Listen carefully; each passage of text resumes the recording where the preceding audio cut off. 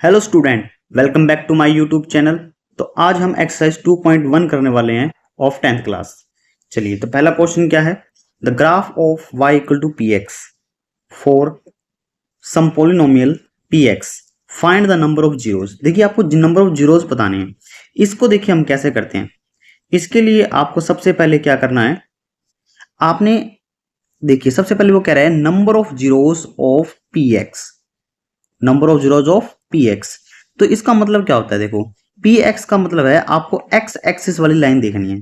तो सबसे पहले देखिए फर्स्ट पार्ट में एक्सिस लाइन कौन सी है? ये रही। ये क्या है? एक्स एक्सिस वाली लाइन। ठीक है, समझ गए। इसी तरीके से सेकंड पार्ट में ये रही, ठीक है, और थर्ड पार्ट में ये रही। आगे बात समझ। इसी तरीके से फोर्थ पार्ट में ये रही, and similar next part, and similar next part. ठीक है, ये आपको लाइन दिखाई दे रही है।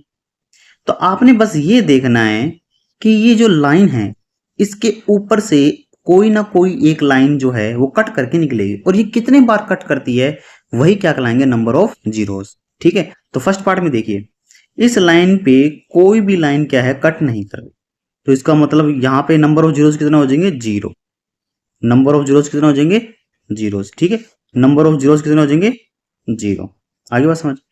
और अगले पार्ट में आप देख रहे हैं, देखिए ये जो लाइन है वो एक्स एक्सिस को सिर्फ एक बार ही कट कर रही है। देखो यहाँ, तो इसका मतलब नंबर ऑफ जीरोस कितने हो जाएंगे? एक। ठीक है, इसी तरीके से नेक्स्ट, इस लाइन पे यानी कि एक्स एक्सिस पे ये जो लाइन है, ये देखिए एक बार यहां कट कर रही है, एक बार यहां, और एक बार यहां। मतलब कितनी बार कट कर रही है? तीन बार। तो नंबर ऑफ जीरोस कितने हो जाएंगे? तीन। सिमिलर वे से नेक्स्ट पार्ट में देखिए दो बार कट कर रही है, एक यहां और एक यहां। तो इसका आंसर कितना हो जाएगा? टू। सेम इसी तरीके से नेक्स्ट पार्ट, एक बार यहां, एक बार यहां, एक बार यहां, एक बार यहां। तो इसका आंसर कितना हो जाएगा? फोर। मतलब नंबर ऑफ जीरोस कितने होंगे? फोर। इसी तरीके से नेक्स्ट पार्ट में देखिए, एक बार यहां, एक बार यहां, और एक बार यहां, मतलब तीन बार। तो आंसर कितना हो जाएगा? तीन। ठीक है, समझ गए नंबर ऑफ जीरोस कैसे निकालें।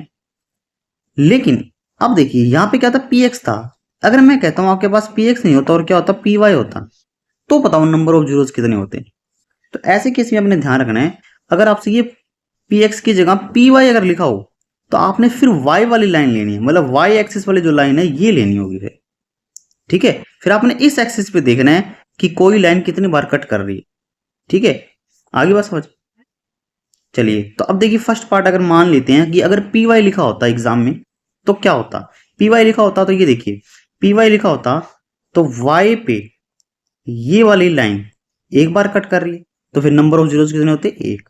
आगे बात समझ। इसी तरीके से नेक्स्ट क्वेश्चन में आप देख सकते हो, ये देखिए ये लाइन ये रही, और ये लाइन y को कितनी बार कट कर रही है? सिर्फ एक बार। तो इसका आंसर क्या होता फिर? एक। आगे बात समझ। इसी तरीके से नेक्स्ट, ये जो लाइन है ये देखिए ये रही, ये y को कितनी बार कट कर रही है? सिर्फ एक बार। मतलब y वाली लाइन पे सिर्फ एक बार कट कर रही है, तो इसका आंसर क्या होता? फिर वन होता। आगे समझ। मतलब अगर px लिखा होगा तो आपने x एक्सेस वाली लाइन ले देखनी है, और अगर py लिखा होगा तो फिर आपने y वाली लाइन को देखना है। ठीक है,